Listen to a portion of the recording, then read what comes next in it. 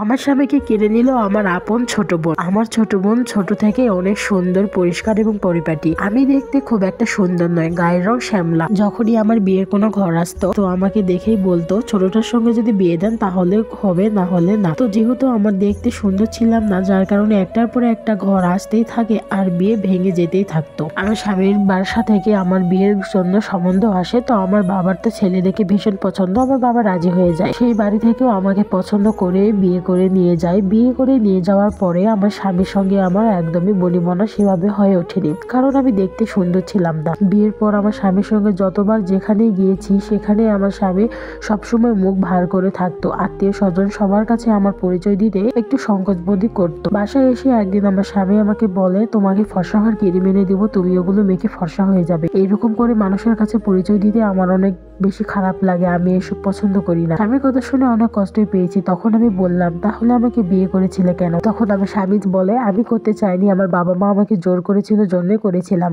আমার স্বামী যেহেতু কসমেটিকের দোকান করে, সে আমাকে অনেকগুলো কসমেটিকের জিনিস এনে দেয়। আমি একটার পর একটা ইউজ করতে থাকি। হঠাৎ করে আমার মুখের মধ্যে ব্রণ বের হয়ে মুখটা আমার নষ্ট হয়ে যায়।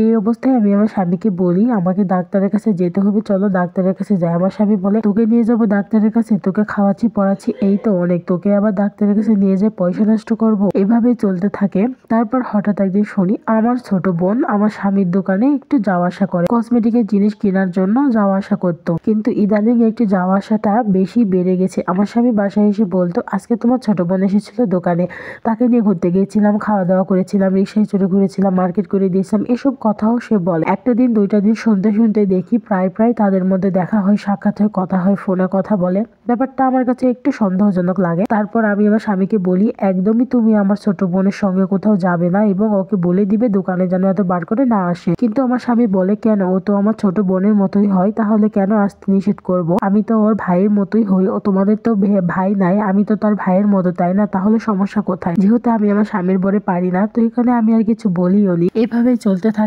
তারপর মাঝে মধ্যে আমার স্বামী আমার ছোট বোনকে আমার বাসায় নিয়ে আসতো। দেখতাম আমার শাশুড়িও খুব সুন্দর করে কথা বলতো, ভালো ভালো খাবারের আয়োজন করতো, অনেক গল্প সল্প করতো, চলে যেত। এভাবে কয়েক মাস যাওয়ার পরে আমার স্বামী হঠাৎ একদিন এসে আমাকে বলে, আমি তোমাকে ডিভোর্স দিয়ে দিব। আমি তার কাছে কারণটি জানতে চাইলে সে বলে, 1 বছর হয়ে গেছে বিয়ের, এখন পর্যন্ত তুমি আমাকে একটা বাচ্চা দিতে পারোনি, আর তোমাকে নিয়ে আমি যেখানে যাই না কেন আমাকে অনেক লোকলজ্জার মধ্যে পড়তে হয়। সবকিছু শোনার পরে আমি কি বলবো আমি ভাষা খুঁজে পাচ্ছিলাম না, যার কারণে আমি আর কোনো কিছু ইতস্তত না করি আমি সহি সালামতে আমার স্বামীকে ডিভোর্স দিয়ে চলে আসি। বাবার বাড়িতে এসেই শুনি আমার ছোট বোনের সঙ্গে আমার স্বামী বিয়ে হয়েছে। আরো 4 মাস আগেই নাকি তারা বিয়ে করেছিল গোপনে। এই কথাটা নাকি আমার বাবা মাও জানতো না, আমার বাবা মা পরেই জানতে পেরেছে। এই সব কিছু জানার পরে আমার বাবা মারও আর মাথা উঁচু করে বাঁচার কোনো পথ ছিল না। একে তো আমার ডিভোর্স হয়েছে, আর দুয়ে তো আমার বোন সেখানেই বিয়ে করেছে। আমি আমার ছোট বোনের সঙ্গে কথা বলার জন্য অনেক চেষ্টা করেছি, কিন্তু ও কোনোভাবেই আমার ফোন ধরেনি। একটা মেয়ে সুন্দর হওয়া বিশেষ জরুরি। একটা মেয়ের সুন্দর চেহারা না হইলে তার শ্বশুর বাড়ির স্বামী কারো কাছে তার সম্মান থাকে না। তাই প্রতিটা মেয়েকেই একটু পরিপাটি, একটু গোছালো হয়ে চলা উচিত। তো গল্পটি ছিল আমার খুব কাছের একজন মানুষের, তো সে অনেক রিকোয়েস্ট করেছিল তার এই ঘটনাটা যেন শেয়ার করি, তাই আজকে এই ঘটনাটা বললাম। তো ভিডিওটি ভালো লাগলে অবশ্যই পাশে থাকবে।